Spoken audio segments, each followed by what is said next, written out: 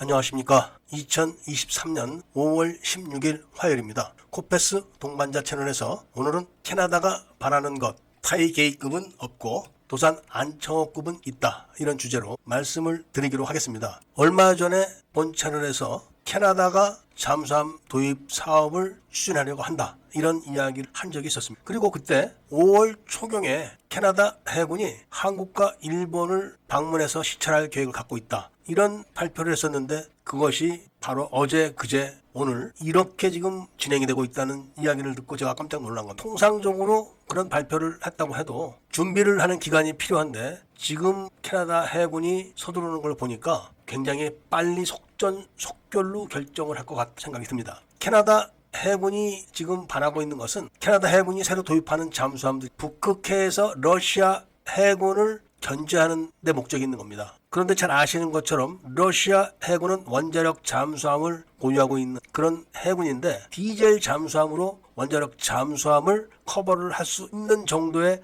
수준을 요구하는 겁니다. 특히 북극해는 얼음이 많고 파도가 심하고 아주 산악기로 유명한데 그런 곳에서 디젤 잠수함으로 러시아 잠수함대를 대적하겠다, 이 정도 되려면은 작은 잠수함으로는 할 수가 없습니다. 그래서 프랑스와 독일은 아예 제외를 한 것 같습니다. 그래서 캐나다 해군은 일본에 들렀고 그리고 다시 우리나라에 와서 현대와 대우를 다 들러보고 그리고 잠수함 부품을 생산해서 납품하는 그런 실질적인 업체들을 방문을 했다는 겁니다. 그런데 디젤 잠수함을 갖고 북극해에서 러시아의 원자력 함대에 대응을 하려면 가장 중요한 게 자망 능력입니다. 얼마나 오래 자망을 할 수 있고 그리고 얼마나 소음이 나지 않게 자망을 해서 발각되지 않는가, 그리고 공격 능력이 또 있어야 됩니다. 당연히 디젤 잠수함에서 자망 능력을 좌우하는 것은 AIP입니다. 이 AIP는 전통적으로 일본은 스털링 엔진을 사용하는 그런 AIP 장치들을 잠수함에 장착해서 사용을 했다가 이번에 리튬 전지 잠수함을 만들면서 아예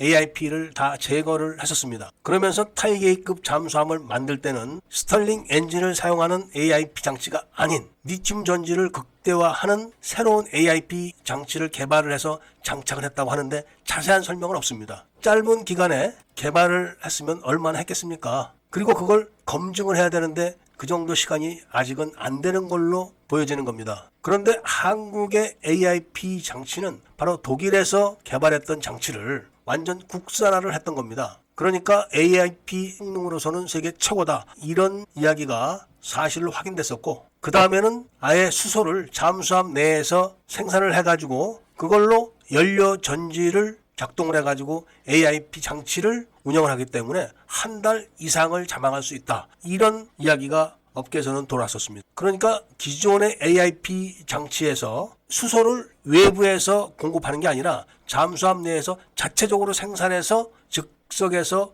연료 전지를 가동하기 때문에 한 달 이상 자망이 가능하다는 것은 사실입니다. 그러니까 이 부분에서 일본의 타이게이급 잠수함이 도산 안청호급 잠수함보다 우수할 수가 없다는 것은 자명한 거죠. 그 다음에 공격력에 있어서 도산 안청호급은 잘 아시는 것처럼 수직 발사관이 있습니다. 이 수직 발사관에서는 탄도탄을 쏠 수가 있습니다. 사거리가 500km 이상 나오기 때문에 그걸로 러시아의 잠수함 기지를 공격을 했다 하면 초토화가 되는 겁니다. 그 정도 공격력은 있는 겁니다. 그런데 타이게이급 잠수함은 그런 능력이 없습니다. 이 부분이 굉장히 큰 차이가 있는 겁니다. 우선 러시아 입장에서는 수중에서 탄도탄 미사일이 날아와서 러시아의 잠수함 기지를 공격할 수 있는 잠수함을 캐나다 해군이 갖고 있다, 이것과 그런 능력이 없는 잠수함만 있다 하는 차이는 러시아의 대응 능력이 달라지기 때문에 굉장히 중요한 겁니다. 그 다음에 두 잠수함이 다 리튬 전지로 운영되는 것은 거의 동일한데 과연 어느 잠수함이 리튬 전지 전용 잠수함으로 건조가 될 수 있을까? 이거는 아직 답이 나오지는 않았습니다. 만약에 도산 안청호급 배치 3를 리튬 전지 전용 잠수함으로 설계를 하는 게 있다 하면은 비록 디젤 잠수함이지만 거의 원자력 잠수함에 준하는 성능을 나타낼 수가 있는 겁니다. 그리고 두 잠수함이 이런 차이가 있음에도 불구하고 일본 잠수함이 한국 잠수함보다 1,000억 원 이상이 더 비싸다는 것, 그 점도 캐나다 입장에서는 참고할 만한 사항입니다. 그리고 마지막으로 대우조선에서 하나해양으로 회사가 바뀌면서 오너가 있다는 거, 그래서 회사 임원들이 회사 운영에 대한 태도가 다르기 때문에 캐나다의 서두르는 그런 모습에다가 비유를 하면 더 유리하다는 말씀을 드리면서 오늘 이야기를 마치고자 합니다. 애국 시민분들과 밀매분들께서는 구독을 꼭 좀 해주시고 좋아요와 알림 설정도 부탁드리면서 이야기를 들어주신 데 대해서 감사드립니다.